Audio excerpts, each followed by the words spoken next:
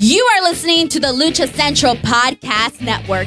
And now, LuchaCentral.com presents Masks, Mats, and Mayhem.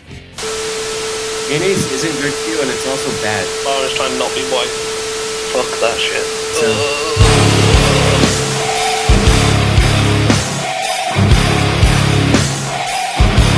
Welcome to another edition of Masks, Mats, and Mayhem. I'm your host, the Outlaw Ellie Red. You can find me on social media at JustinHarvey75. You can find the entire show on social media at MMMShow75.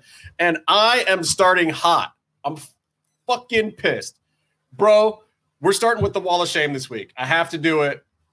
Like, straight up, this dude who called Sonny the derogatory slur, the F slur, in this post that Cody Rhodes called him out. And God bless Cody Rhodes for calling this dude out, because Sonny is wonderful. And I don't even have that dude's name to add to the Wall of Shame because he got banned before I could even write it down. But I don't care. I might have had a hand in that, and so might have the rest of us. Good. Yeah. Good. Like, I'm glad that Cody got it out there enough for people to see it, but straight up on the Wall of Shame. Are you kidding me? Like, okay, so here's what I'm putting on the Wall of Shame. I'm putting on the Wall of Shame anyone who doesn't like Sonny Kiss or Sonny Kiss's gimmick because he is gay. That is just garbage. That's absolutely freaking garbage. And there's other gay performers out there that you might not even know are gay. I wonder if you have a problem with them too. Like, they might if they knew, because they're assholes. Maybe. It's like, and don't get me wrong, if you don't like something, by all means, you don't have to watch it. You really don't. I'm not saying that everything is for everybody. And maybe Sonny Kiss isn't your cup of tea, but whatever. I don't know. What do you guys? If you're gonna go dropping F-bombs, we don't want you as part of our fandom anyway. Fuck off. And not those F-bombs, because we'll say fuck all day long. It's the other one is the F-bomb. I just don't. We will literally punch you in the balls. Byron, did that one piss you off? It made me super upset as a fan of Sonny, as a performer, and also, you know, he came on the show. You have to respect him as a person too. And it was a really exciting week for him. And you expect it, but it still is a shame that this huge week for Sonny Kiss had a bit of that negativity still attached to it. But hey, he had a damn fine match with Cody. Damn fine. It was the best match I've ever seen him do. It was wrong person went over, but still. I don't know. Maybe Sonny will go over in the next one. I don't know that the wrong person went over. I'll get to my thoughts on that in a second. Let me finish up the Wall of Shame. For those who have been keeping score, let me tell you who else is on this bitch right now. Jim Velasco. Oh, get out of here with that. Really? You want to add Jimmy? What did Jimmy do to you, Casey? Took a spot. Yeah, tried to steal my spot on the show last week. I don't know. Maybe just tell him, get out my light. Just get out my light, fool. All right, so David Lagana, former NWA vice president, still on the list for sure. Fuck you, Dick Lasagna. Next. He's on the Wall of Shame. Jojo Feeney, still on my Wall of Shame. I don't care what y'all say. I still think he fucking buried us on keeping it 100 with Conan and the Disco Inferno. I don't know, dude. He's Mr. Feeney's son from Boy Meets World. And, you know, he wasn't treated as nicely as Corey Matthews was. So he's the son of a narc? Look, I got ultimate respect. I don't necessarily agree with everything that Conan or Disco or anybody on the planet does for that matter. But at the same time, I got respect for those cats. I got respect for their show. I'm a fan. I listen to it. I even sometimes listen to Klein Rock and don't fast forward him. But like, well, I don't know. It's been a long time. I barely even remember what Klein Rock's voice sounds like at this point. But I know Jojo Feeney, and I had a lot of respect for that dude too until he buried us. Like, I used to put that guy over in tweets, and I used to say nice stuff about him and how much better the show was with him on the mic and not KG. And now I feel like an idiot for saying any of that. Fuck Jojo Feeney. He buried us. The moral of this story is never be nice to anyone. I guess so. Brit Wrestling? Is Brit Wrestling still on the list? Brit Wrestling still on the list. What about pedos, pervs? Bullies, all those still on your list? Yeah. I also got to say on my list is Justin for not segueing into a luchamask.com promo so I can take this fucking thing off. Dude, that is the second promo. It's 2 breaks away. I got one. Keep it on. I'm not wearing this for 2 breaks. You gotta read the format guide. That's your He's not- problem. You didn't You send me the started, format guide. you started early. He's not in the he's not in the production. He's not in the Yeah, but production. it's the same. It's the same break every time. It's one of the last ones. So Casey missed the production meeting, but tell me about this mask. Tell me who is this guy? Oh, this is actually modeled after my own face. That They had is Yeah. No, actually, it's Kikutaro's mask, which is modeled after his own face. Kikutaru. I thought this was a pizza delivery guy mask.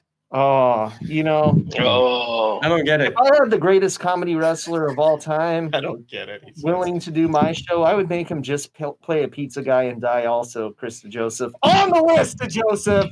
Wow. also on the list, any UK company that's ever booked him, because they always cancel on him or fuck him over some way. He's been booked at least 20 times in the last few years, and every single time he's not been able to make it.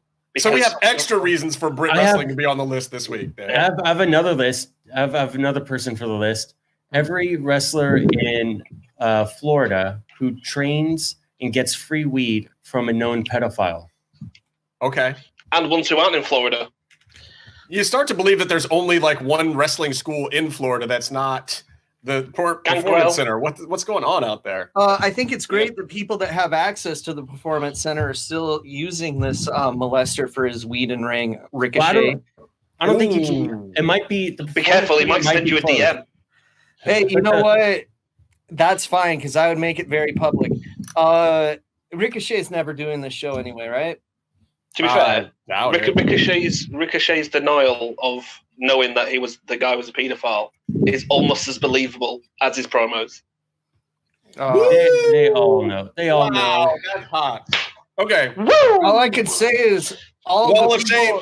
Listen, Wall of Shame, I'm adding Ricochet just because of that. Until Ricochet cuts a better promo or stops hanging out with pedophiles, Ricochet's on the list.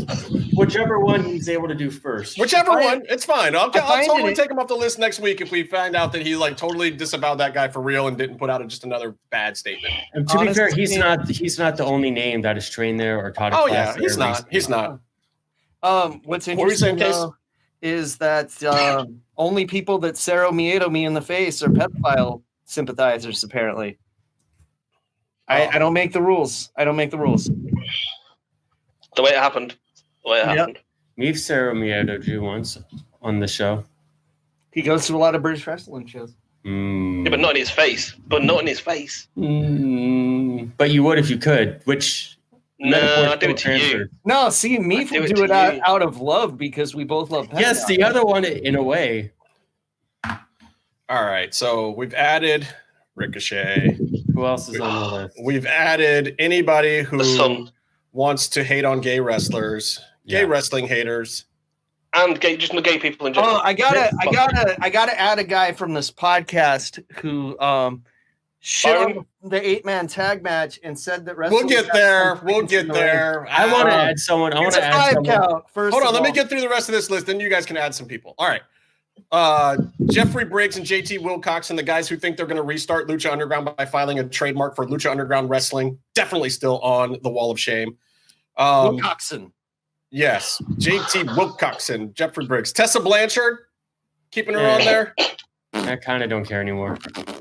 Well, if we don't care, she's still on there. She hasn't done anything good enough to get off this sumbitch yet, so she's still on there too. And then, Casey, here's the question for you. And on our Wall of Fame, these are the good guys in wrestling. Yes. I love these people. These are people I love. Tony Khan. Tony Khan is on the Wall of Fame right now. Coach Tony K. I read a tweet. Someone's tweeting at Jack Evans today saying you guys need to go somewhere else where you can get, treated better, put higher on the card, that sort of thing. And he's like, I don't mean to kiss ass, but I'm going to. Tony Khan has paid me for a quarter of the year that I haven't even worked. I'm going to stay here. Correct. It's like he can stay on the list because they might not be doing, yes. Ain't won a league. You suck. A1. So it's steak sauce. Is that what? Going back to the wall of shame side of this, though, is Kevin Kleinrock still on this thing for you, Casey? Like, look, I know the guy never gets over. I know he's a shill. I know he's a mark for himself and every wrestler he's ever touched and breathed on or gone anywhere near. We get what the guy is. I mean, he's kind of sleazy and slimy, and he's never really amounted to much in life. I understand that. No, is he still on the wall of shame, Casey? Does he have to be on the wall of shame on top of all that? I mean, the guy's got a bad enough life as it is. There's nothing immediately that he's done to have him be on the list right now. But I do reserve the right by the end of this episode to re-add him to the list if I think of something. Okay. I want to say that all of the figures were not from me. I do not share in that opinion as I mean, I really feel for the guy. If you were as much of a broken down has-been that never was as he is, wouldn't you feel bad for him too? No, I feel great for how awesome he is, especially when the new Vampiro dolls come out. Maybe a free one could be action figures. Jesus Christ. Byron's on the fucking list. They're figures. Come on. Right. So Byron says he wants to get one of Kevin Kleinrock's special vampire dolls. I understand completely. Vampire doll. He wants to get Kevin Kleinrock special. Kevin Kleinrock special / vampire doll. Understood. I'm confused. I miss a week, and so you guys say, did you guys want some other people on the list? Who you got? Who's nominated for the list now for the wall of shame? I got nothing. I got one of the FTR guys. I forgot which one it was. Steve. They're doing great. But one of the guys after his match chugged like a cooler of beer water and then spit it on the camera guy. And I think that's about the dumbest thing that you could do right now on TV. Like if I were the camera, I've been through a bunch of shit. I've suffered or I've endured a ton of shit doing my TV shows. But if I was that camera person in that moment during COVID and a talent spits on me on a live show, cameras down, I'm off. You don't do that. So add FTR member Squanch Bleeder to the list. And all those AEW fans who've been having a go at WWE for not having people wearing masks. You only have to watch a certain shot of, was it Alan Anderson? And the entire row behind him not wearing masks about 1 inch away from each other. Oh, yeah. How else are you going to tongue punch each other? How else are you going to tongue punch each other's fart boxes, Meef? Come on. I think the mask thing is a separate issue. And, bringing fans in. AEW, Mark. No. I'm just saying bringing fans in masks, I think, is a global wrestling issue. So here's the thing. Here's the thing.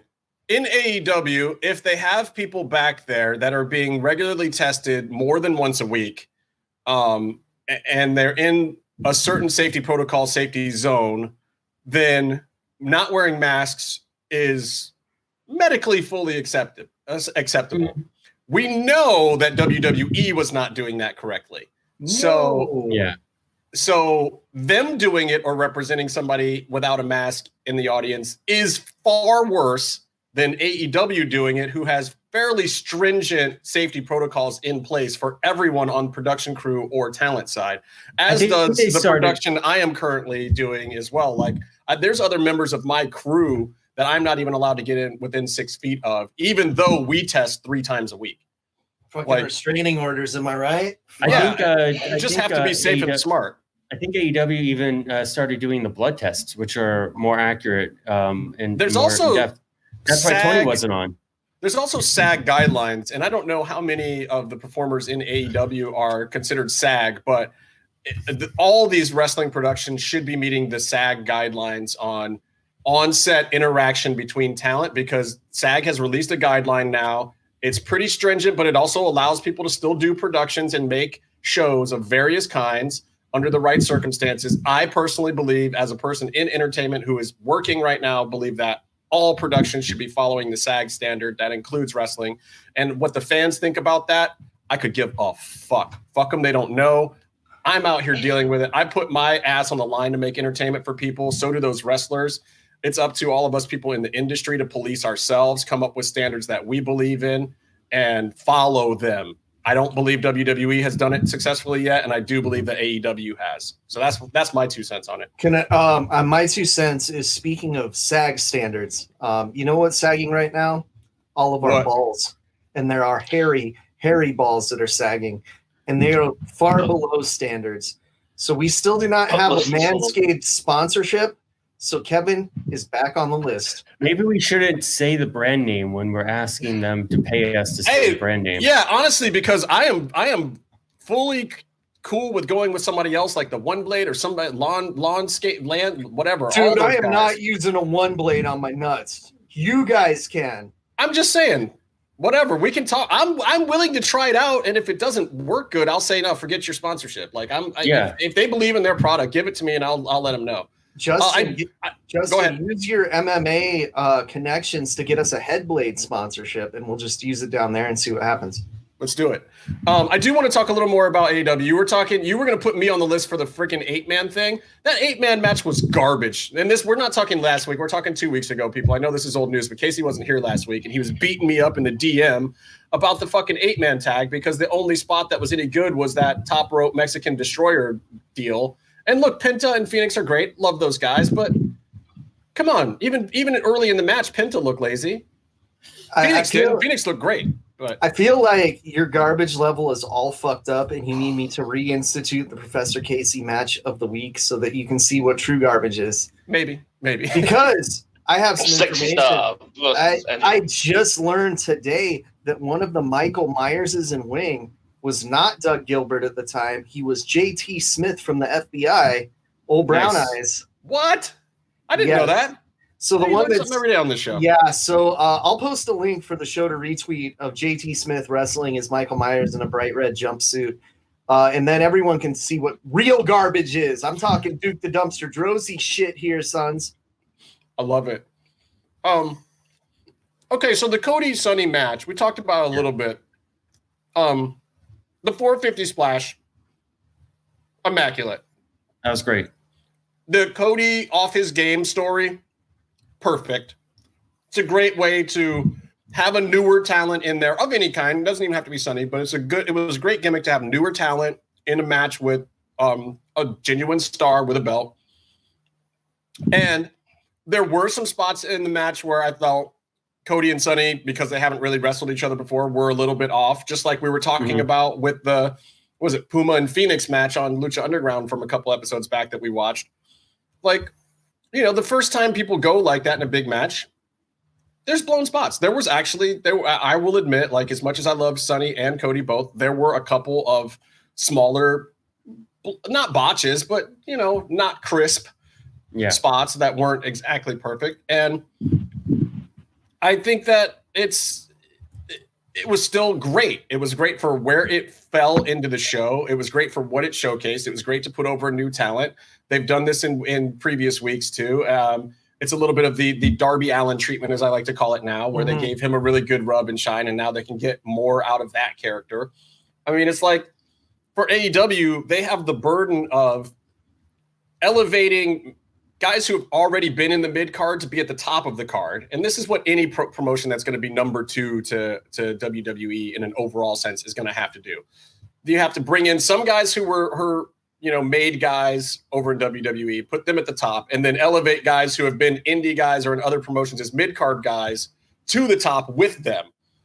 And then you have this void at the middle, and then you have to take performers like Darby and Sonny and Private Party, whoever, and get them to be these mid-card level guys that can really shine and put on those 20-minute classics. I also don't think... Make Phoenix single. Yeah, I also don't think that Sonny is very used to having matches this length. No, because they've been... I also don't know if Cody's very used to having matches this length. Well, yeah. I hope he goes this long with Warhorse when he finally mans up and faces him, which I think is going to happen now. That could be pretty cool, but I do like the idea that he's building an AEW mid-card with this belt, with these matches. I like that more than I like bringing in outsiders just for, to give them a bit of a shine. There's less of an investment there. Did somebody say outsiders? But bring about insiders. LA Park and the I can't remember that guy's name, Maxwell, whatever. Yeah, MJF. He's Maxwell, awesome. Yeah, Friedman. Did you see that go down? Yeah, it was awesome.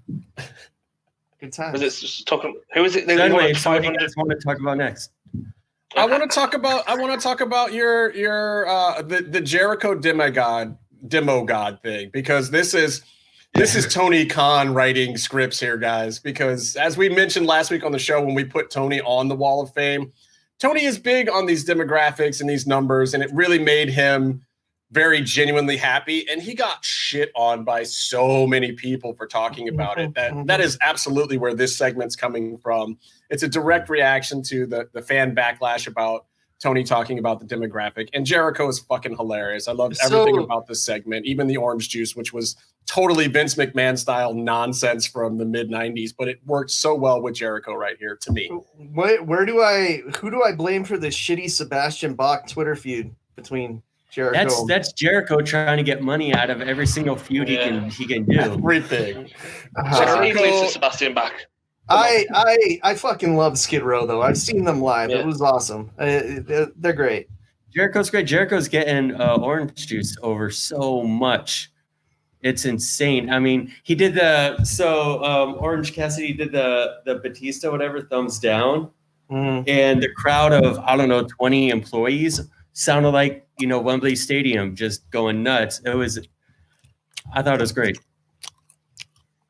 Wembley Stadium. Fried chicken.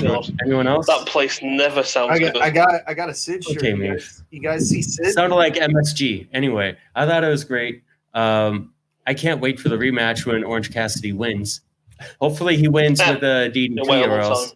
I'm telling you, man. I look, when Cody's time is over as this TV champ, Orange Cassidy, I got to do it. Or put the big belt on Orange. I'm just telling you, they got to strike while the iron's hot. If they try to wait a whole nother year and do something big with Orange like that, it's gonna sizzle. If they do it now, I think the gimmick lasts 5-6 years. Here's what you do, and Tony, you can have this for free, brother, for the sleaze thread. You get a hardcore title, and then you put it on Orange Cassidy. 24/7 rules, but he doesn't want to do shit. So like Norman Smiley? No, worse. You want to redo the Screaming Norman gimmick with the guy who doesn't talk? He just doesn't want to do anything. He just sits there and lays there, but every week he finds a way to beat his opponent, even though he's just sitting and catering. Like the ladder over on the couch and pins a guy by accident. Or like the ladder and DDT, that's their new champ. The ladder's been champ for a while. All I know is that Janela better be ready for Yoshihiko, because Yoshihiko doesn't fuck around. And that better be the real fucking Yoshihiko. I will know the difference. One last thing I want to go back to with AEW with the Sonny thing. JR commentary. He did the he-she thing. JR was just a little off, man. When Shivani's not there, AEW's not as good to me. And I love JR, but JR has some senior moments these days or something. He doesn't hold the format and he can't keep up. And Shivani Excalibur is pretty much, a younger, less experienced Shivani, but Excalibur isn't going to talk over JR to keep everything smooth, Yeah. But also I will say I've done the he-she thing with Sonny before myself. So I can't completely fault him for it, though I wasn't on national TV when I did it. And the way he did it was so emphatic. And I get it. Like, look, Sonny is super effeminate. If you hang out with Sonny, you will feel like you're hanging with one of the girls. You will. And I understand people making that misconception. But at the same time, you have to understand that with Sonny being that way and being effeminate, that is his version of being a man. Mm-hmm. That is what he defines as his manhood. And he is 100% a dude, just not a dude in the bro sense of the word. He's very effeminate. And so it makes it difficult for people when you're talking with Sonny or you meet Sonny and you're going to speak about Sonny and it's your job, like JR's. Like, that's the other part of it. JR's getting paid to say this shit right, bro. It's your fucking job. You had one job. Say the man's name as a he, not a she. But I don't know. I really felt like JR was just fucking off the whole first half of that show. And that was an unfortunate part of it. I think that it might be because of the show that we normally watch to review on this show, but I tend to tune out commentary quite a bit. We're going to talk about that today, too. Because there's an episode of Lucha Underground we're going to talk about later where Stryker was in rare form. Your hero, your Lucha Underground name game line champion, Matt Stryker, that once defeated Casey, who didn't show up. You let him beat you, Casey. You did. 10 count. So I'm still the huge dick champion of the line. What? What? Oh. On that note, Denise over in Lucha Central. Tell me what's happening on No, the Lucha not Central on that pod. note. No, not on that note. And we Jesus cut. Christ. What are you talking? No. Okay. Let's try it again. On this note, hey, Denise over in Lucha Central. Tell us what else is happening this week on the Lucha Central Podcast Network. I'm going to use one of those. Hey everyone, it's Denise Salcedo here in Lucha Central with a reminder of where and when to catch your favorite shows each week or when to try a new one. Monday, the Business of the Business podcast is back as Mass Republic President Kevin Kleinrock talks with Headlocked comic writer and creator Michael Kingston about his latest edition, Tales from the Road 2, and working with superstars including Jerry Lawler, Shane Helms, RVD, Pentagon Jr., Taya Valkyrie, and more as the book enters its final week on Kickstarter. Tuesdays, it's the Lucha Underground centered show, Mass, Mats, and Mayhem. Check out the premiere video stream every Tuesday at 2 p.m. Pacific, 5 p.m. Eastern on the Lucha Central YouTube channel and at theluchacentral.com. Then listen to it on your favorite podcast platform every Wednesday. Also on Tuesdays, WrestleBoss with Fabi Chulo, live, covering pro wrestling and MMA from 7 to 8:30 p.m. Pacific.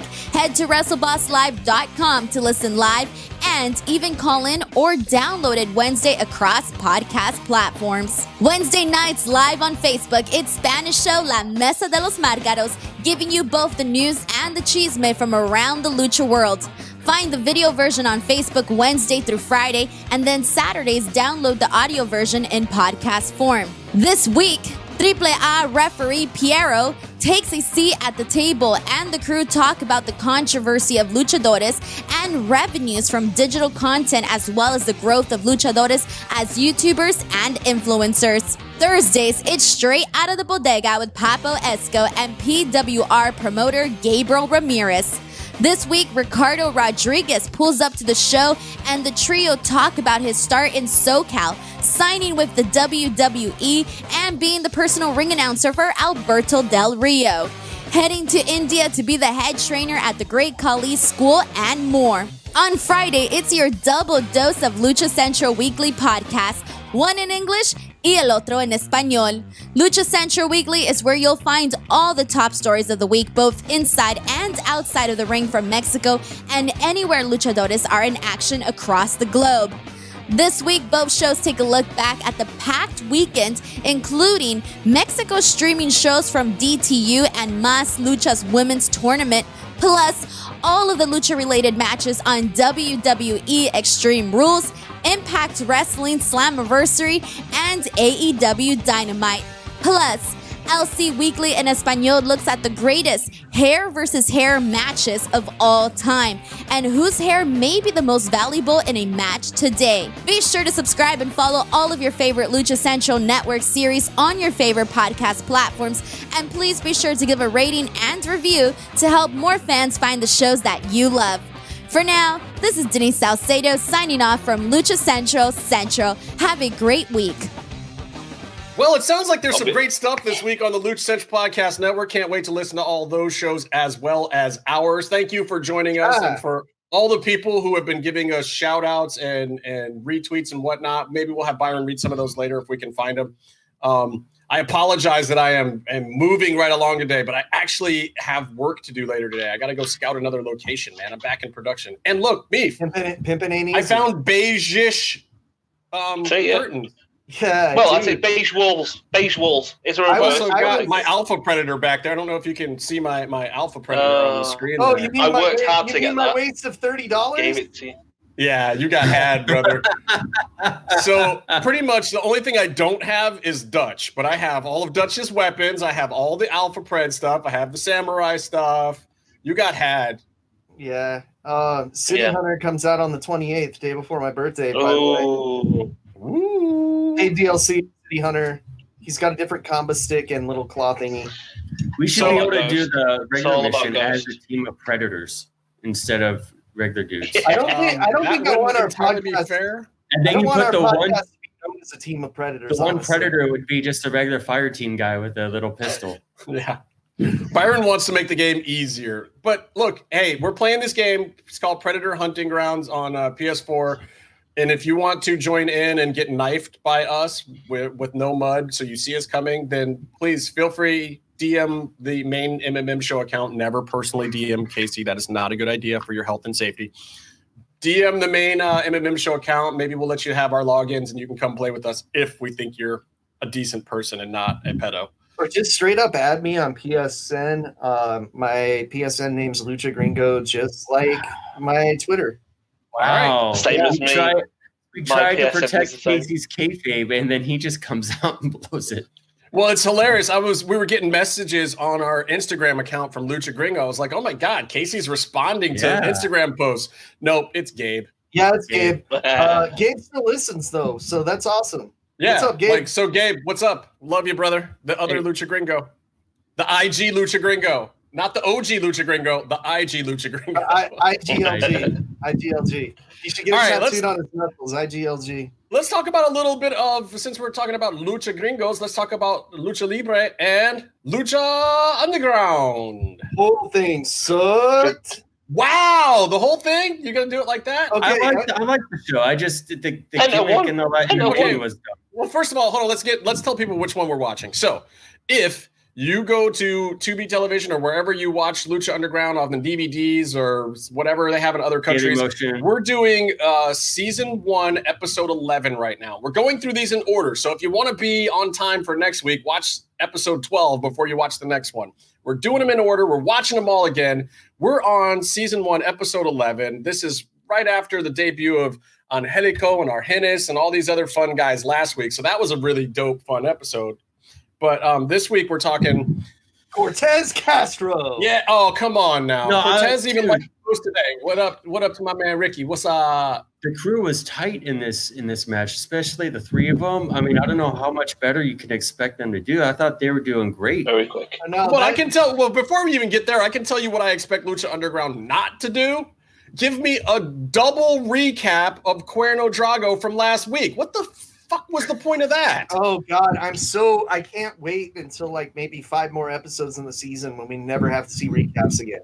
Yeah. I mean, here's my thing. Here's my thing that I'm going to say about that, and it's close to wall of shame bad. Mm-hmm. Fuck you, Evie Dub, because I feel like that you guys know that's my man, but I have to say fuck you because I know an executive producer should have some kind of power in the universe, even if there's 27 other executive producers that are all dickheads, whatever was going on that show at the time. I still feel like Eric Van Wagenen had the power to tell somebody 2 back-to-back last week recaps on this show is asinine. We're not putting that on television. Fuck you. And he didn't do it. So I have to blame Eric Van Wagenen. Fuck you, Eric. What if the show though was split? And I hope I'm kidding. Like, I'm not really mad at Eric Van Wagenen. They had multiple editors that would do sections of episodes, not whole episodes. So you think it was a different editor for the opening recap or the second opening recap? There was a scene in between them in sections somehow, whatever the math is.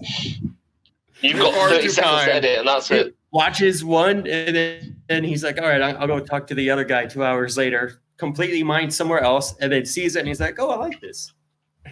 You're far too kind. All right, now you can go back to the match if you want. It sounds plausible. The crew was good as a team here, but against Pimpy and Masquerita and his hog, fucking 3-on-3. Come on. Okay, but has Bale been in a real match yet at all at any point since his first run-in? Where everyone was supposed to be amazed that B-Boy was there. No. When the camera was on his face. I don't even think he got featured too much in this one as it was. They do understand that B-Boy is, in fact, a really good wrestler, right? Mm-hmm. Like, did no one get that memo? He's actually really fun to watch. Honestly, I don't think they did, or they wouldn't have let him go when they did. God damn. And we would have got the pirate on fucking television. Where the fuck's the pirate, Evie Dub? On the list! Pirate would have been great. Man, Eric is really working his way. Anything else? Wall of shame this week, isn't he? So who's on the wall of who's on the wall of fame? Every pirate ever.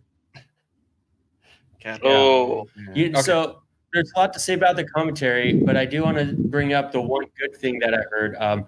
There was a Dick Togo running senton reference, which is very timely because Dick Togo is now back on TV in the wrestling except world. That came after the double inappropriate gangbang comments. First of all, the first gangbang, when you're talking about gangbangers, like gang members who shoot guns, gangbangers, totally racist. The second gangbang comment, which was about, multiple gentlemen putting their penis in one woman, equally inappropriate because it was also used in a negative homosexual connotation. What the fuck? Don't forget, like, the go behind, where he pointed out, it's a weird way they're going about this. It's a wrestling match. It's all go behinds and faces and crotches. And I get that. And there's a funny joke in there somewhere, but this wasn't it. Those jokes weren't funny. Honestly, this is when they're still trying to be edgy. I could probably come up with some pretty good ones that would have made it past the censors. But that's what I'm saying. All I know is that wasn't Matt Stryker. It was Louis Armstrong again with the gravelly voice. I don't know. He's not really experienced as a wrestling announcer. You mean Louis Armstrong? Realistically, though, I swear Stryker only uses mid-90s indie wrestling names for moves. Oh, it's okay. He called the wrestlers. Was he in charge of it? The Tanahashi clothesline, okay, in the next match. So, What did he say that they got a 3D code breaker on Masquerita for the pin? Did he actually? He actually said that, a 3D code breaker. Yeah, that is not a Lucha Libre move for people who just for anyone new to Lucha Libre who's watching this show. He likes the card of rolls too. FTR stole it from. So there you go. We thought it was Jericho this whole time. No, it was just the Shatter Machine. The crew had a name for it, didn't they? It's the Psycho Realm when the crew does it. Yeah. Hey Casey, is there any backstory here to why Big Rick loses an eye?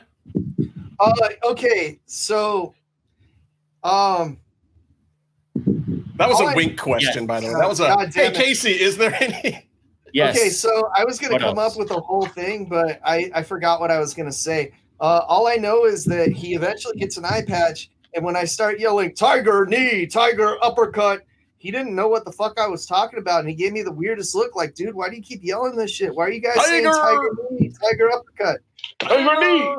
It's like, I don't understand you. And you know what? I got no respect for someone that does not respect Street Fighter 2. I know. That's pretty sad.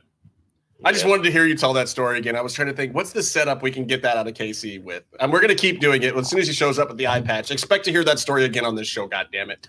Okay, so I have the real story, all right? Oh, so you do? Originally, they were going to have him turn against the crew, right? And he was going to team with Masquerita and Pimpinella, but they decided that Masquerita already had a big enough one-eyed monster in this corner that they didn't need Big Ray. That was so perfectly executed on so many levels, what just happened right now. So Pimpy had a really great match, too. Yeah, I agree. I think honestly, I liked Pimpy a lot in this match. It was still kind of sloppy and loose, but it felt very good. I think these guys protected Pimpy exactly the right way in a Pimpy match. Lots of besos all around for those guys. Not the greatest match in the world, but at least you got to see a guy lose an eye at the end. What about the what chance? Oh, wow. And I even have that in my notes that Big Rick gets whatted up and loses an eye. This was, you know what else I have in my notes? That it seemed like Vic was the only person there that had any clue what they were watching. Yes. This was one of the worst crowds.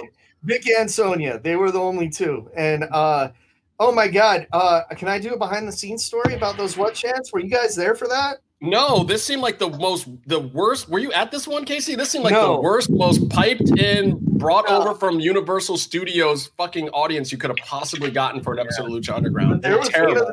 I was at a show where somebody was doing the what chants to Dario, and he grabbed the mic and he said, "Don't bring that American bullshit here. This is the fucking temple." And everyone started booing the people that were doing the what chants and telling them to shut the fuck up. It was tremendous. You know, DJ was probably in his ear telling him to say that. I hope somewhere along the lines, we end up with NXT fans turning up at the temple in season. Was it 4 or 3? It was both. Those dickheads. Those were juggalos, man. The juggalos never left. They were always there. Yeah, those were the juggalos just getting rowdy. Yeah, those dudes go to all the California shows. Yeah. You get rowdy at Lucha Underground shows. And the PWG fans who were there also kind of joined in with the Juggalos on a lot of those woops, but that's where those came from. And it's also time for, K Quick and the dog to get rowdy. Anyway. K Quick reference. I like it.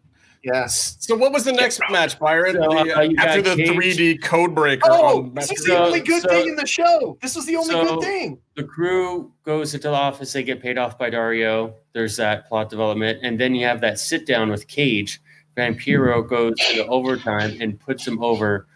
I thought it was great. I thought Cage only spoke in cliches. And I thought he came off as a very intimidating person, which knowing how affable he is. But it was the story of that interview that worked. It was Vamp, and this is why when they first did the show, you've heard EB-Dub and Skip talk about on the show that only certain people were allowed to talk. Cage would never be your first choice of somebody to be your big talker on the show. And believe me, he's not a bad guy at all. He's no Ricochet. He can talk a little bit at least. He speaks English. He's just not like a super promo cutty guy because he's also super affable and friendly. Yeah. So sometimes him trying to be a hard ass comes off.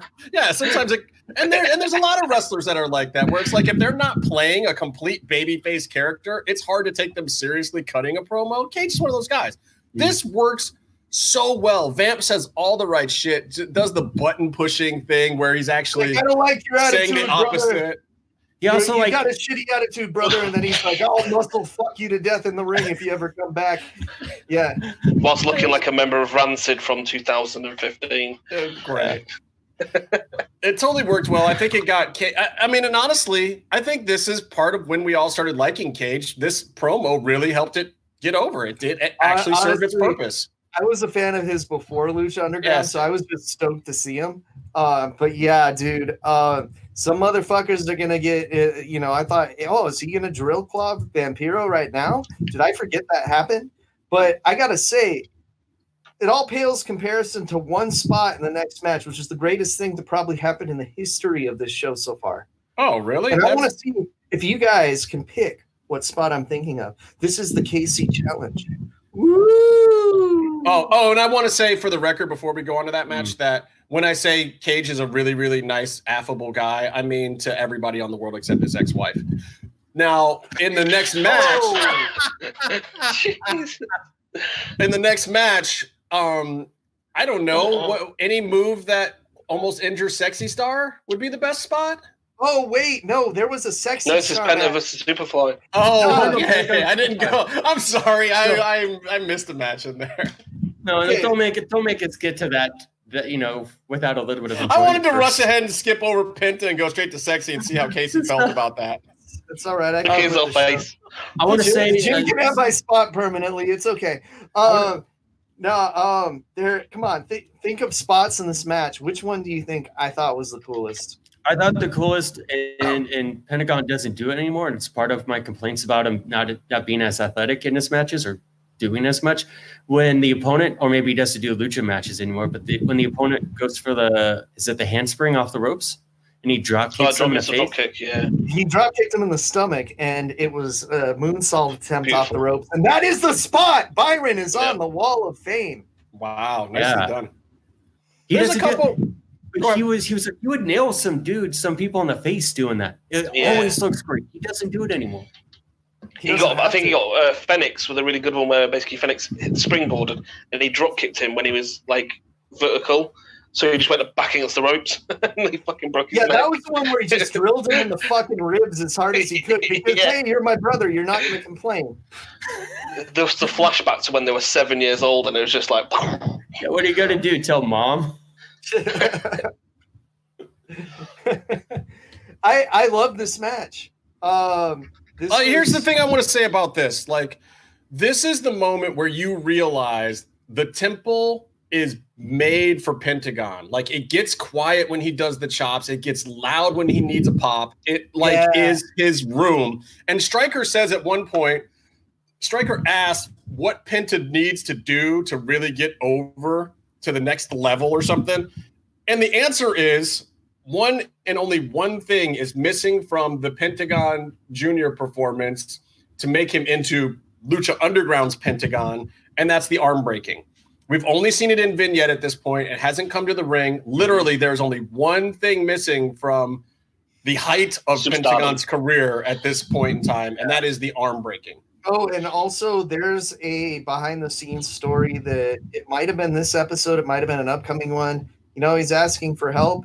They shot one where he directly asked Vampiro to become his master that they cut because they wanted to make it a mystery angle instead. So that happens right around here, actually. I would not be surprised if it was this one.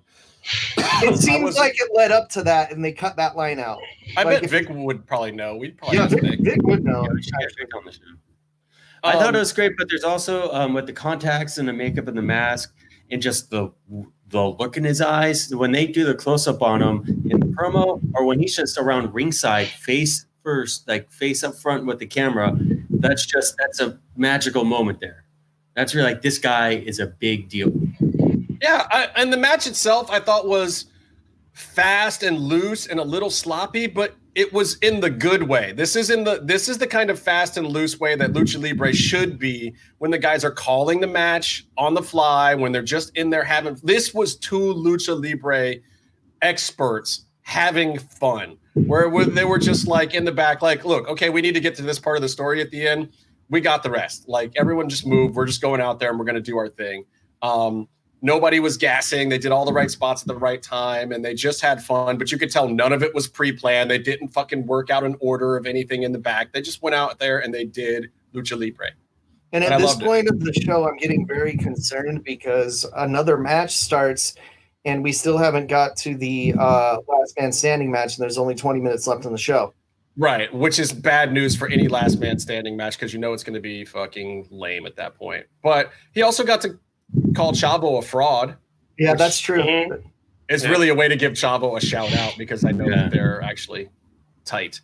But there's a really, really important match we have to talk about.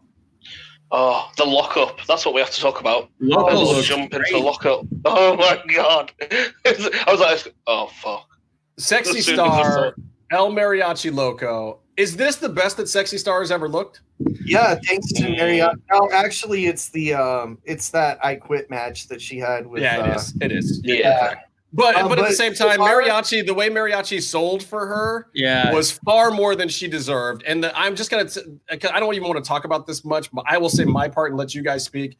The inside cradle from a Loco missed spot from the top rope is the worst finish in Lucha Underground history, in my opinion. This was the most horrifying. If you're going to show and I'm not sexist at all in saying this, I don't think. If you're going to show a smaller wrestler that is fighting back against the odds, like a woman like Sexy Star is against a normal-sized dude who is clearly wrestling his ass off, it can't be over on. She can't go over on one slightly missed spot and a fucking small package cradle. I just honestly, if I shot an ending that shitty, Justin, I would have changed. I would have changed it to a submission win in post.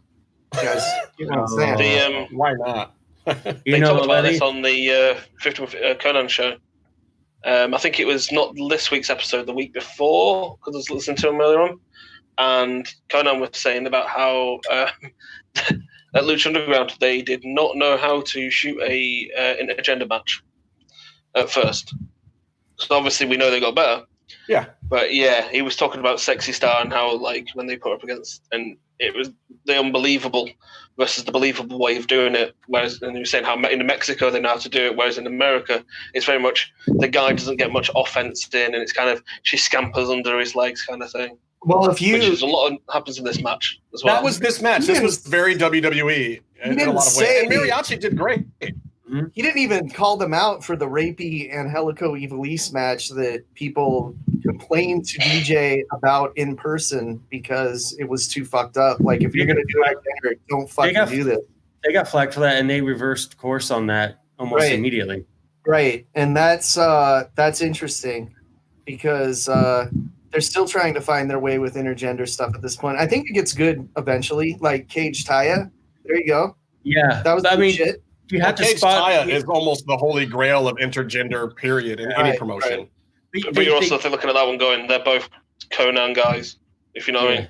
But so in this match they did the True. spot, Good point. and New Japan sort of did it as with Maria and the club and the Bullet Club, but they did the spot where Sexy Star in mid match is standing by the ropes and makes kissy faces at Loco, and then Loco's like, "Oh, okay, yeah, I wanna kiss you in the middle of a match," and then he runs at her and she ducks and he flies over.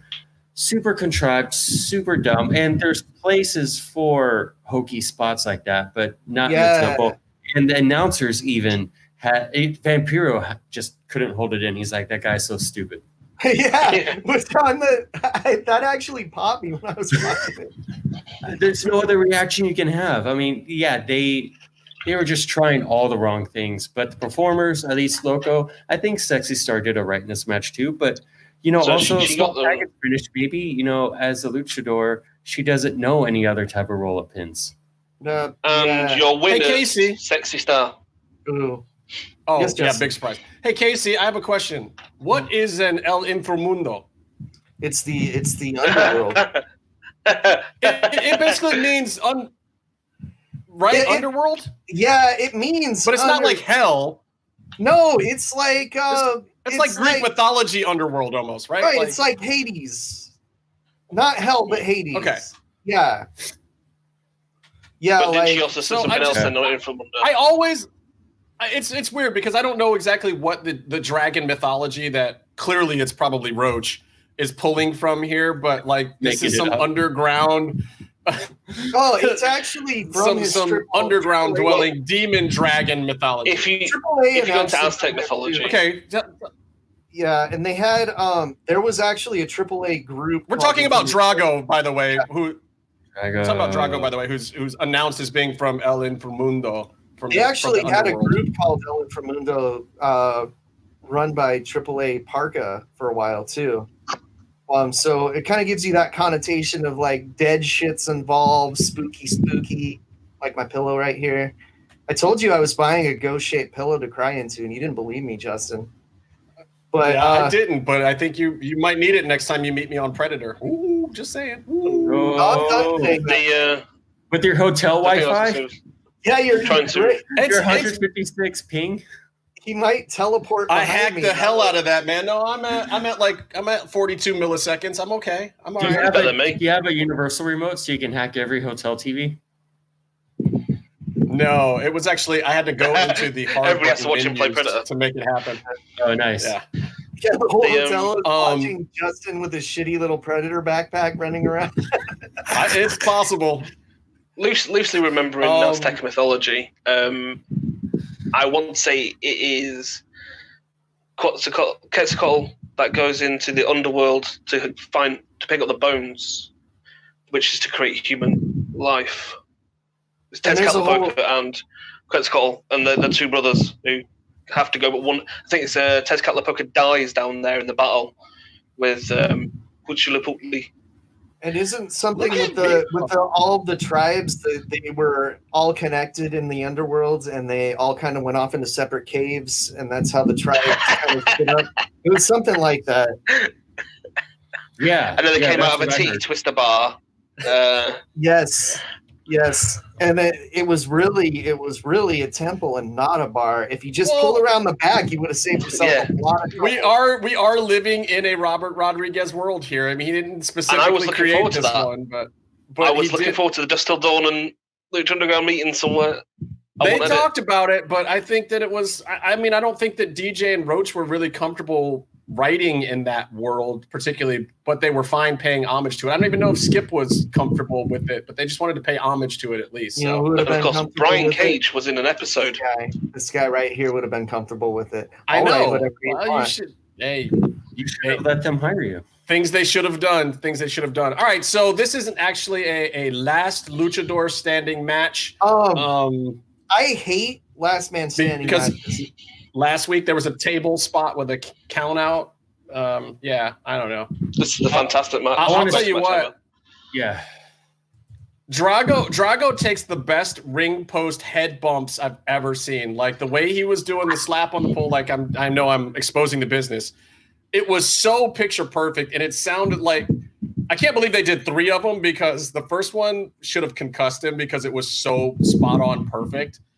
But I appreciated that, and I liked the rope bondage kinky thing that clearly Chris Roach also wrote. Yeah, sex pervert on the right team. I did like the Cuerno like actually pretty much unconscious after a big move.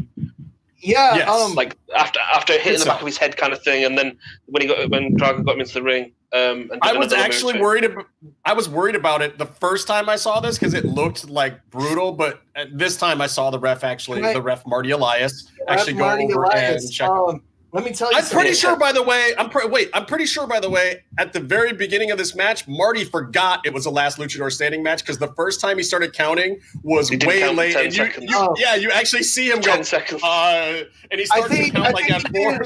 Let me tell you something. I think he totally spaced it. It was great. I think he did it the finish as well because you're not supposed to touch your opponent when you're counting for a last man standing match. So that whole finish didn't count. And also he didn't touch the mat, did he? Elias is on the list. He wasn't on the mat.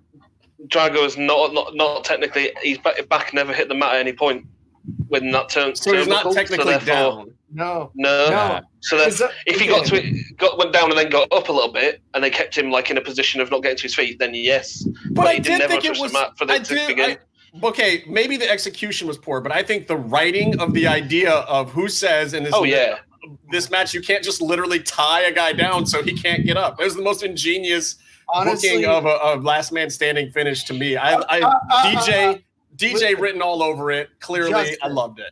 The best last man standing finish ever, by the way, was when Kane and Jericho were feuding over coffee. You guys remember, like Jericho bumped into him and spilled the coffee on him? And so Jericho dumps the whole set of like the oil drums on top of Kane, and he was pinned under, but he could get his hand out like a zombie, but he still couldn't get up. So he won. That was the best last man standing finish. Oh, what about when they put an announce table on Big Show? Yeah, a whole announce table. It took a whole set for Kane, but Big Show just the table. I like that. And Buried Alive matches just last man standing. Drago has cool DDTs, by the way. He's doing the running blockbuster, but he hasn't done that running blockbuster DDT yet. But the Okada DDT he did outside the ring was pretty cool. Mm-hmm. Oh no, off the ropes at the beginning. Let's just drop all the Japanese names, Matt.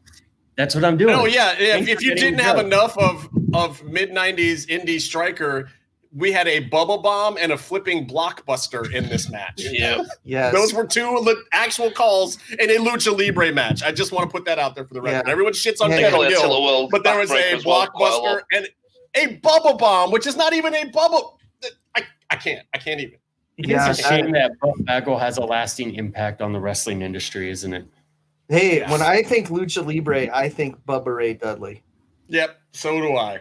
And then, I mean, I'm a huge Bubba Mark, but I don't hate on Stryker at all either. I am actually highly entertained by Stryker. I just think it's absolutely hysterical at this point of Lucha Underground how much he uses like mid-90s XPW, ECW terminology for Lucha Libre matches. It's a very odd juxtaposition for my brain, especially since I'm a huge ECW mark. Wait until someone puts on a sharpshooter and he calls it the Scotty Anton clap. Okay. What was the original name for the Thrill of the Hunt? What did he call the Thrill of the Hunt to begin with? Thrill of the Hunt. Because was it a mission? Did he say Michinoku Driver? Yeah. He called it a New Japan name. Hey, Meef. It could have been a Hoovy Driver. It could have been a Hoovy Driver. You know who really invented that move, Meef? Oh. Mm-hmm. It's called the Ebasuwashi, baby. Woo! It's a bubble bomb to sit out atomic drop. With the full Nelson. It's like a sit out Uncle Slam. With the Nelson. Yeah. It's dumb. That move sucks.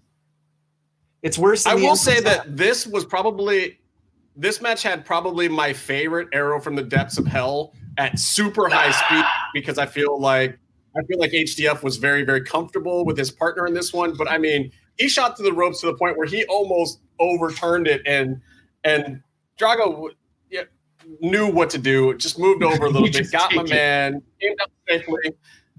But yeah, like looking at that now, I'm thinking to myself, dear Lord, I hope Santos Escobar. Oh my God, did I say it right? Is that his actual name now? Santos Escobar? Yeah. Yes. You're doing a lot to me right correct? now. Holy crap. Anyway, so I just was thinking to myself, holy shit, I hope that Santos Escobar never does this move in WWE because no one is going to not do it like that. He will die. He will break his face and neck. That was the high-speed real deal. One of the ones he's done has been a good 20-footer. Would you guys feel weird if they said, if you went for a new job and they told you they were going to change your name to the lady announcer of your last job? What do you mean? Santos. Melissa Santos. Okay. I know. I get it. You get where he's going. Anyway, anybody else got anything else with this episode? Let's see. I hate last man standing matches. I don't like how in the last man's it bugs me in gimmick matches when the wrestling all of a sudden changes. So like it's a 10 count match, so all of a sudden you get an 8 count off the first move.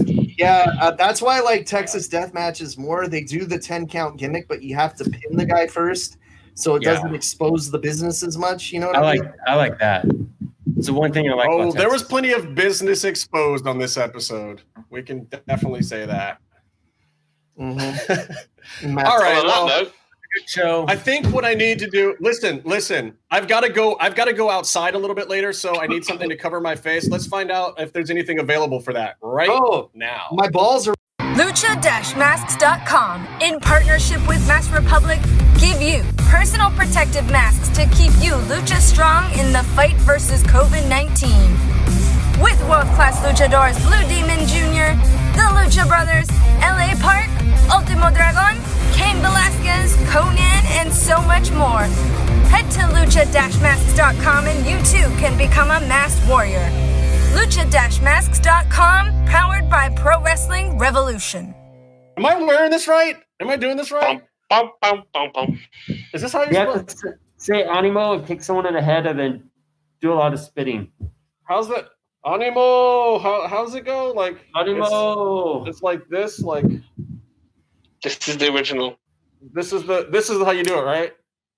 Something like that. Just a little. It's like this thing.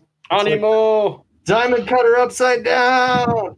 Anyway, I just know that Phoenix would love when we would do that at the shows. Anyway, I got my dark Phoenix.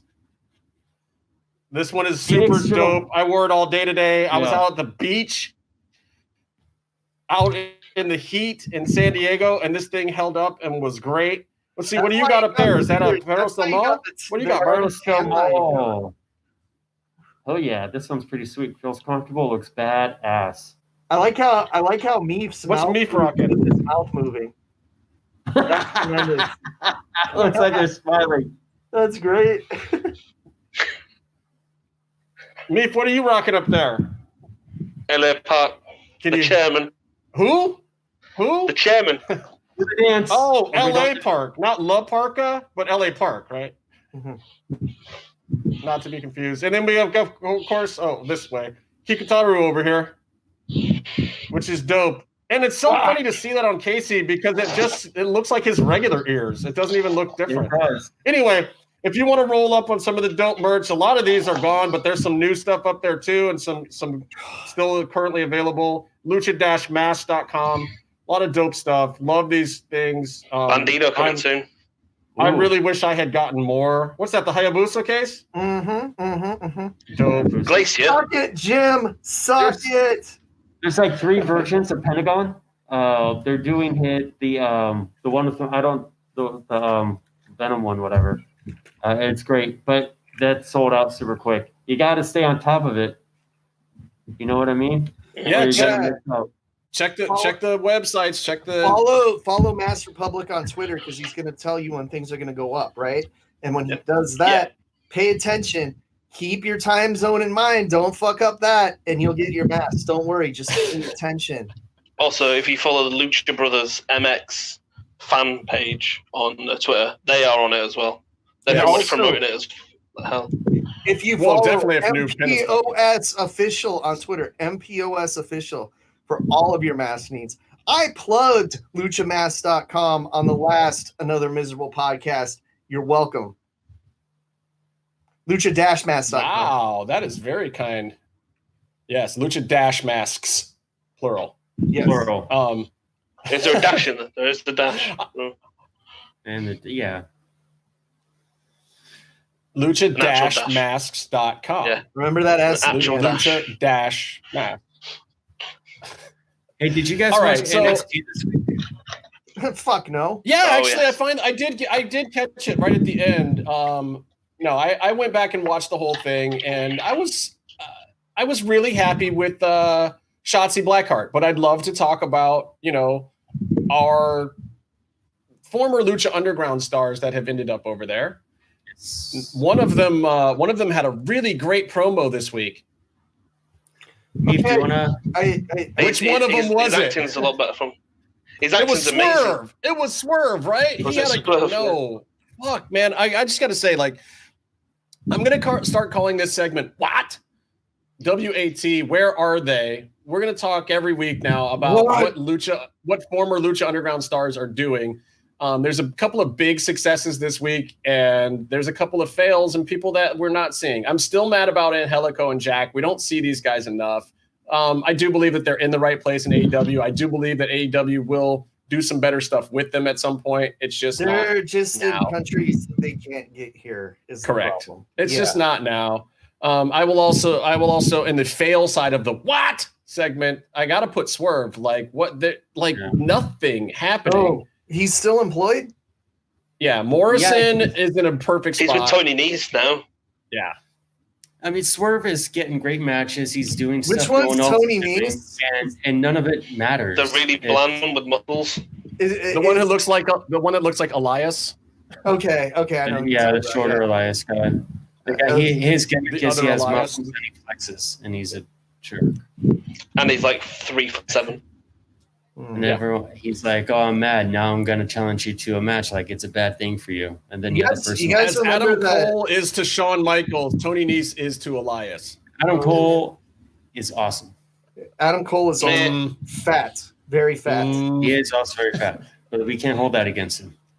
All right, we've dragged it on enough. We're just honestly, people, we're totally just messing with Meatloaf right now, talking about stuff we don't just care fucking- about, yeah. just making him not get a chance to talk No, about his buddy. The Forgotten Sons, what are they doing? They're never no. Rotting in hell. They're being forgotten. Okay. Yeah. Just making sure All they're right. okay. Cancel cultured yourself. They're Go ahead, being Meatloaf. forgotten. Let's talk about Legado del Fantasma. Did I do it right? No. You Did I did, say yeah. it right? That's two. That's two. I've said Santos Escobar and Legado del Fantasma. And that's all you get from me. Next week, I will go back to fucking those up again on purpose. Go ahead. That's as Sorry, much we still got respect as I'm Bible in giving there. But Yeah, no, it's Santos- an amazing promo. Really good promo. The acting in it, obviously, again, Twitter lit up, and it actually showed he could actually go into a career actually acting.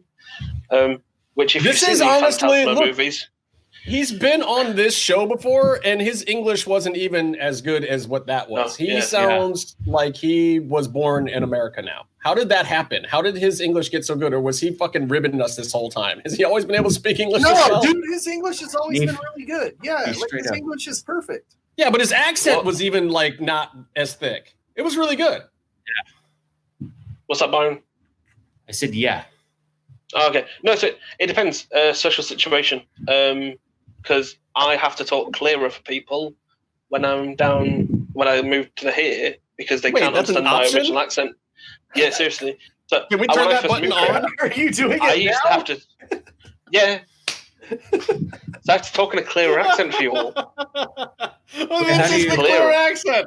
Oh Well, my how does God. it get worse? Now, let's Have hear you- the bad. have you Yeah, ever you gotta seen- do. Are You you ever the seen guy- Sean Bean? Are you guys? I know the guy I from know Sean Bean. Smash? Jag. Are you Brad Yeah, Pitt yeah, from Smash in your everyday life? Jesus. Do you like Dex? I used to have a really thick accent, so I had to change it. But no, it's like that kind of thing. So when you're talking to your friends, you talk differently, don't you? So you do actually. Whereas when you work, you pronunciate things better. And Okay, so kinda go- you're saying that HDF actually likes us because he speaks in a thicker accent when he's talking to us. Great. Yeah, I would say that's appreciate because it's that. more comfortable. take it. Yeah. Great. Okay, I'll But, take that. but obviously, I'd imagine if you think about it, he's around a lot more Americans on a day-to-day basis now. Correct. So Well, and that was he kind of my there since point. September, if not before. So it's kind of been a thing of it's improved through what's the word? I can't think of it. Okay, so here's my question for you, Meefloaf. I got both his names right, his faction and his personal name right. Mm-hmm. Okay. Who are the other two guys? Who are freaking friends? Whacking Wild. You're really good. Or Jauquin. Whacking. Yeah. Whacking Wild. If it's Spanish. Joaquin Phoenix. Who is famously, obviously, DJZ.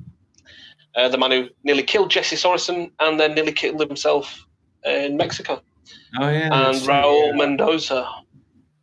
Raul. Who Raul was really good. He was his other name? He was Raul Before Mendoza. before he was Raul Mendoza, he had another little name. No one existed outside of WWE. Oh, stop. You don't have to protect this kayfabe. He ain't that good. But yeah, so I don't know the name. Oh, you're protecting your kayfabe. I get it now. Okay, Byron great. legitimately doesn't know the name. That's the problem. Okay, cool. Yeah, that's what it is. Was he Super Ninja or was that Angel? No, Super Ninja was fucking Yeti in WCW. Right. That's what I meant. Super Ninja. So what is the impact here of a faction? I mean, I feel like if they're not up against the Undisputed Era, what else do you do with a faction in NXT? It's not a very deep roster for a faction to really have an impact. You've got Phantasma's got the Cruiserweight, so obviously he's going to be doing that, which also includes going on 205, and they've been wrestling on 205. So I don't think they're necessarily mingling. They are going to be on NXT, obviously, but I think it'll be a while before they would go up near the Undisputed Eras. It's going to be more kind of working their way through the Drake Maverick Breezango at the minute. So is still going what's his speech though to his guys? It seemed like at some point he was saying we're all going to be champions, or like we all could be the Cruiserweight champion. Is he trying to bring them up as like a Freebirds rule on the Cruiserweight Championship? That would dope.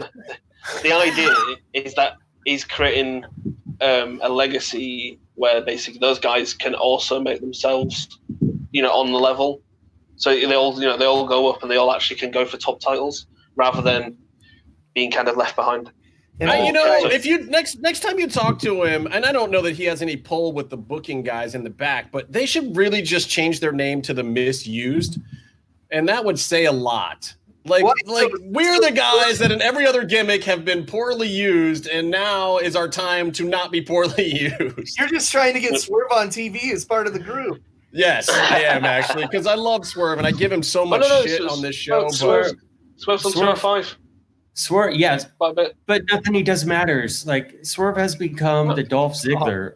He is the Misused. He really is. It's like you put him in a match, and he does that one really cool roll up suplex thing straight off the mat. He's doing everything. He's a good wrestler, and he's like creative. So you're gonna see stuff that he makes look easy that no one else does. We need to paint a glass. But he's not going to win a match that matters. And you know what I mean? Like, he's Dolph Ziggler. He's just there to make up the numbers. If someone wants a good match, they'll put in Swerve. He'll look cool for a minute, and then the other guy will They go gave over. him a win over Phantasma in the tournament. Yeah. He's had moments. He's been used, but he hasn't been used well. Anyway, But that was also tournament booking more than individual booking. Yeah, but I think what's now going to happen, what you're seeing with the Tony Nese angle in 205 / going to go into NXT, obviously, is Swerve online earlier on when Legado de Fantasma said 205 is now the home of them. He said he's beaten them all, which he has. So, that could be them putting on some good matches at least. They can't go after the Undisputed Era because no cruiserweight is going to be defending a title against fat ass Adam Cole. That's for sure.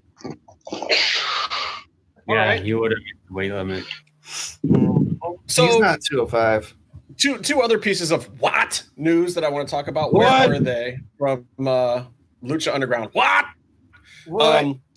Let's talk Kevin Cross. Look, I know you guys are probably sick of us talking Kevin Cross. He is a homie. He is a friend of the show. He's been on the show a gabillion times.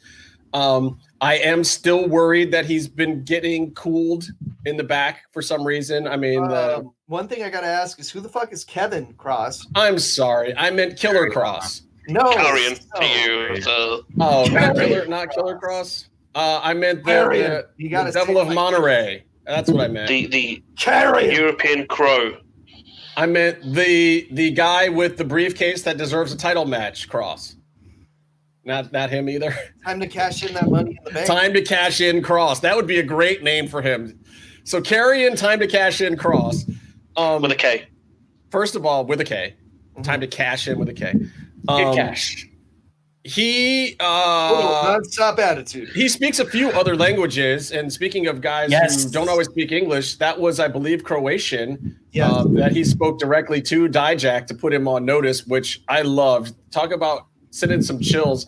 I don't know that they're using Cross the way I really want to see him get used at this point. Like, I don't know. Who's Dijak? It's Dijakovic. Whatever. Jesus Christ, Justin. Whatever. I like what they're doing because I like the idea that I know it's not going straight after the title. Isn't it though? Because Scarlett still came out. Maybe that was worse.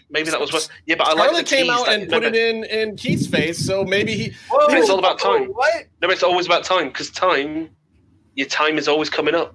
Yeah. It doesn't matter when, or where, or how, but time will get you. So that's what it's about. So he's putting everybody on this and putting everybody. But is that a WWE cop out to use his gimmick to make him just always be threatening and never be actually in the mix? Okay. I still like the fact he's taking people out. I know what it is. Working his way through it. Okay, what is Cross's symbol in WWE? 12. But it's on a clock, right? X12. Yeah, it's a time glass and a 2.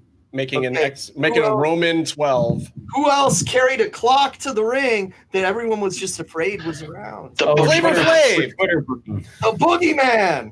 Oh, wow. I saw the Boogeyman at and Cross used to have a staff.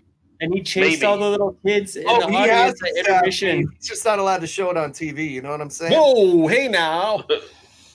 So anyway, I liked that bit. I liked both Scarlett's bit and his bit. I still really question whether or not he got cooled. You're killing me with the phrasing, Justin. You are killing me with the phrasing. It's intentional, Casey. This show would not be fun to listen to if there weren't little secret double entendres scattered throughout the entire program. I write these things the night before. You know that, right? Meef, hit me in the DM and tell me what just happened. Oh my God, Byron is so oblivious. Anyway. I really like Scarlett's bits. I think that. Sorry, Casey is just nodding in approval. No, I don't like those bits. I even said that on one of her posts the other day, and Cross commented to it. I said that I have trouble liking Scarlett's post because I'm not trying to push up on my homie's girl like that, and he appreciated that. But I do like her bits. I like what she's doing. I like that they're both kind of. Playing off of these other things, but I still worry like that Adam Cole call out, that Finn Balor promo. I feel like I hope Cross doesn't have heat in the back. Like I hope he's not getting cooled by the guys who are bigger names. It's possible though, man. This shit happens. Maybe, but I think it's more just this is how they're pacing it. Well, they can't take the belt from Keith for a while. Like Keith has to keep both belts now. I just don't. Right. I don't see any good story of them taking, even for Cross, even for a homie, even for HDF. Like even if it was one of our favorites, I could not support taking the belt off of Keith Lee in under 2 months. Either. No, but what? It's just a town in West Yorkshire. What if it was Evil and Dick Togo helped him? That would make sense. Maybe we'll talk about Evil shortly. Anyway, that's kind of the what, but there's one more what left. What? Ivelise. Yes. Ivelise has a goddamn job, y'all. Where? Evie has a job. Evie, who wanted to quit Lucha Underground and get out of her contract to get this job, finally actually has this job after everyone else already got that job. It paid off. Strategy paid off. Where's the job, Justin? Where's the job? First of all, I'm excited. It's just a pacing. Ivelise is elite. She is excited. in AEW wrestling. I'm excited for her too. I joke about the other stuff. Evie did really want to go there for a while. I don't know what any of the circumstances were with her not going there sooner, but this is absolutely where she wanted to be the whole time. She wanted to be with these people in this promotion. She really feels like this is her moment to shine. And, calling a spade, I feel like this is her chance, period. Mm-hmm. She'll get more chances if she succeeds here, but She's got to do well in the locker room. She's got to do well in matches. She's got to do well with promos. She's got to do well keeping the back happy. She's got to do well keeping the front happy. Like, and I think she has every ability to do it, but this is it. This is her shot. And mark my words, quote me later if you want. If Evie doesn't shine in her first 3 Dynamite matches that are televised nationally, it could be the end of the line for her. If she goes out there and she shines in these first 3 matches that she gets on national TV, and she's keeping everyone in the back happy, you're going to see Evil. She's going to be very, very successful. I'm going to call a spade and say that they've had way shittier female wrestlers have way shittier matches than Ivelise probably ever will that are still on the roster. I agree with that, but here's the realistic story. Here's the realistic story. Ivelise has some friends, and then she has some haters. She really does, and that's just the honest to God truth. It gives her huge anxiety. It's not cool. She's a decent person, but at the same time, she does get heat in the back sometimes from people. It's nothing major. It's absolutely overcomable, but she has to do it right now. She has to show in the ring that she's not just a great performer, because she is. We talked about it the other day. She can cut promos. She has some of the WWE skill set. She has the years. She knows the drill. She should be a complete veteran right now, but she's still a little green because of missed opportunities from her health or injuries and whatnot. She has she's had a few little dust ups in the back with certain individuals that I won't get into. That's her personal business, but I am kind of saying that, like, look, that exists, and that's for a lot of wrestlers, and plenty of them have overcome it. Man, nothing lasts forever in wrestling if you can outshine it the next moment that you get. But this is that next moment. She absolutely has to get in there and prove the worth and mettle that I think she's had this whole time. This is it. Like, everything with Lucha Underground didn't grow great. She had some opportunities. She had some chances. She got a rub here and there, but it needs to really, she's got to build the momentum and keep it going this time. She just let's just put that out there as well. Again, to reiterate a point we've said several times throughout the years, she was going to be that champion that Sexy Star was. That was her spot. Yeah. But her injuries, and I'm touching wood as much as I can. That's not a penis joke, Casey. I've got actual chair in front of me. That she doesn't get injured, because she does deserve to show her talents, and unfortunately, it's been cruel to her. Fate has been cruel to her. I look forward to her getting lots of wins and then losing to the real AEW Women's Champion Abaddon. The best. Abaddon's the best. Give her the belt. Just give Abaddon is great. Abaddon doesn't need the belt right now. Also, she's still kind of green. Also, she's really scary. Ivelise is going to bring a level of legitimacy to the AEW women's, group.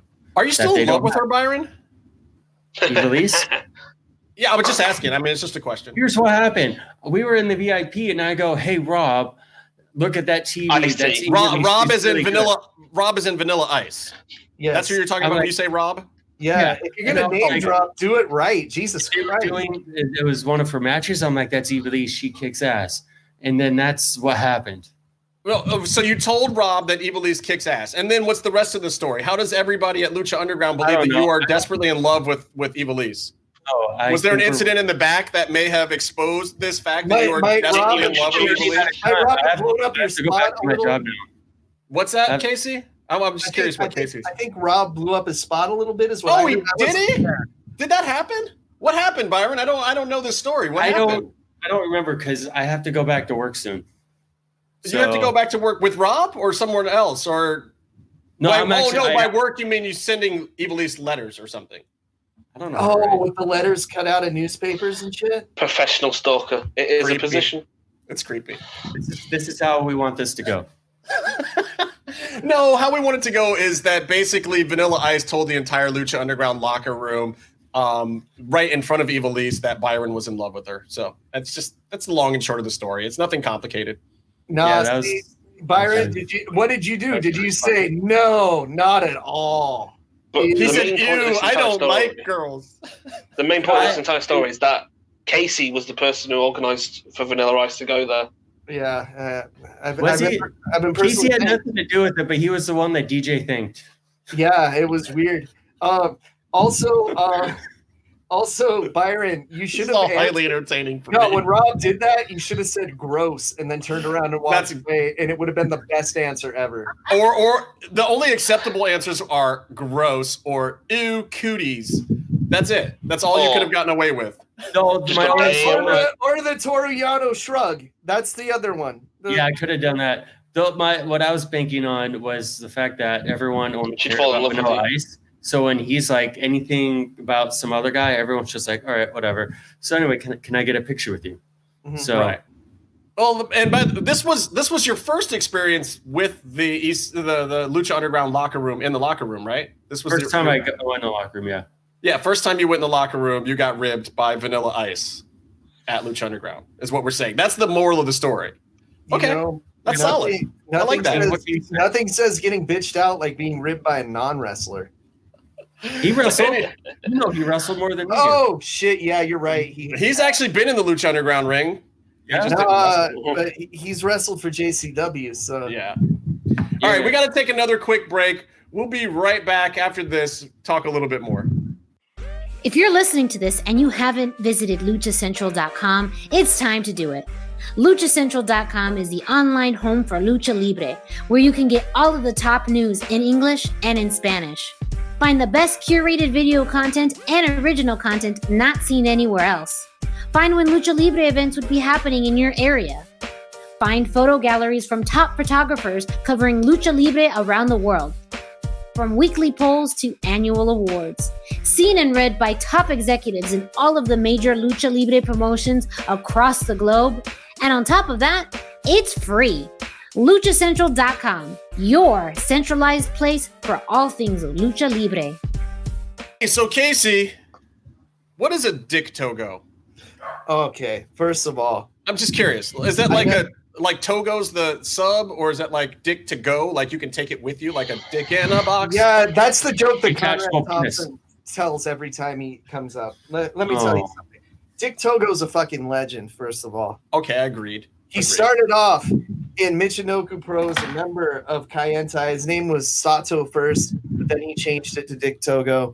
He went to the WWF. He was part of Kaientai there. He was the dude wearing all the sick Iron Maiden shirts. Yep, I remember. And senton bombing motherfuckers like they owed him money. And he was the best member. Like if I had to pick a best member of Kaientai, Dick Togo, far and above. Oh, I mean, isn't it true that even JBL liked him? Taka. Even JBL. Well, JBL liked Taka too. He taught him to say "you're one crazy son of a bitch" in English. Well, I mean, you gotta know that you're over if you're a foreigner and not 6 feet tall and JBL likes you. That's a good start. Dick Togo was the shit, okay, and he kind of semi-retired for a while, but he kept touring. But then he would disappear for long stretches. But then every time he pops up, it's like, what the fuck? Dick Togo's here. He popped up in fucking Bolivia for a while, and he was wrestling there. No one knew what the fuck was going on. Now, Evil decides to join the Bullet Club, and it turns out Dick Togo's been Bushi this whole time. It's fucking weird. I can't believe Casey stole my Twitter joke. I know, I did. But, it reminded me of Halloween Havoc 97. Oh, not Halloween Havoc. World War III 97 when Sting comes from the rafters and it's Kevin Nash and people actually believed it was Sting. The best one was when Cyclope was really Dean Malenko the whole time, and also when DDP was Laparca the whole time. I don't remember Laparca being 6 foot with blue eyes, but anyways, here's your match. Yeah, that suit was a little stretchy, you know. But in all the wrong places. Yeah. But it is pretty. It's a pretty big indictment to see Evil go to Bullet Club and then bring in Dick Togo, because Bullet Club has two. They have one world champ or IWGP champ already with Switchblade, and then they also have Kenta, who also should be in that talk as well. If Kenta can't get there for a while, though, that's the thing. Like, I understand that's the whole point of this, right? They have to do something because they can't just import people from Ireland or America or Canada like they would normally do in this particular spot. So, and I know some people are like, Kenta's Japanese, but he lives in Florida. Yeah, because his kids want those kids, isn't it? He's getting wants them to have English speaking education. He's still at the NXT condo because they have that one sweet pool that you'll see in the promos down there. Oh yeah, not Zack Ryder's pool. But man, no, but they should have Switchblade. Jay White should still be able to go because is he? New Zealand doesn't have COVID anymore. Yeah, where's he live? But we haven't letting people in now. But they we haven't seen Switchblade or Fale yet, right? Right. Or El Fantasma. And my question is with Evil, he's always had the worst gear in pro wrestling. He's always been the Lisa Frank Undertaker, but why does he dress like Awesome Kong now?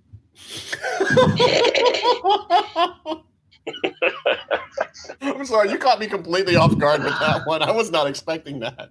That wasn't even a joke, people. That's just funny to me. No, it's legit. Her fucking skirt that he's wearing. So I was expecting Brandy Rhodes to come stand behind him and have a horrible angle that got aborted, but wow. But she's got her new thing with her Nightmare Sisters thing.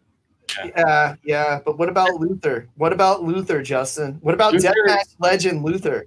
He's winning tag matches he's with Serpentico on Dark. Serpentico. What is Dark? Did Ivelise wrestle on Dark this week? No. Somebody said that she was supposed to. She was in the crowd on Dynamite. She was not on Dark. But Dynamite was on Dark. And Faye Jackson's been in the crowd. Where's her match, motherfucker? The thing is, and I've seen a few female wrestlers from the Florida Indies I would go to when I was working on Vanilla Ice Project. One of them was MJ Jenkins. She was their champ, and she was in NXT for a while. Didn't do anything, but she was on Impact for a minute. I pretty much think anyone who's a wrestler, who's a female wrestler in Florida, is going to get some type of spot in AEW because they need talent. They need at least jobs. I just want to point out that Byron called Dynamite Impact just then, so we know his real feelings on MJ Jenkins was in TNA Impact. She was a knockout for a minute. Okay. I thought that was a Freudian slip. No. By the time this airs, I'd love to actually be talking about Impact right now, but we're taping this on Saturday. You're going to hear this on Tuesday, and in about 2 hours, we're going to know if some good brothers have shown up and done some fun things. They said they're going to.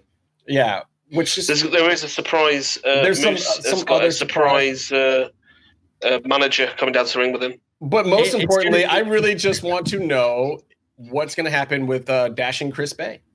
I'm really kind of interested and excited. I want to see that match too. I hope it really shows out. I'd like to have a good time. And Willie Mack is the opponent against Dash and Chris Bay. They know each other well, and I expect to see them fuck each other up royally because I hear that they are both very, very excited for this match, and they have some big spots and some fun things planned. So I expect to steal the show.